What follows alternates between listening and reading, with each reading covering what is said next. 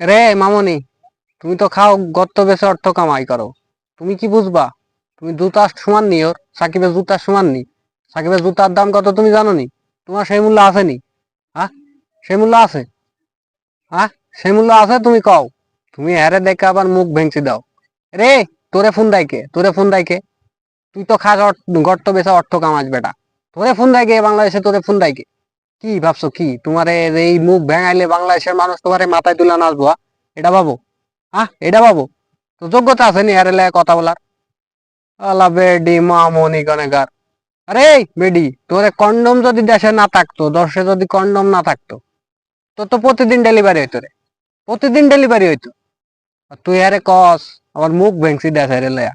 আহ ভালো হয়ে যা, সাবধান, ভালো হয়ে যা।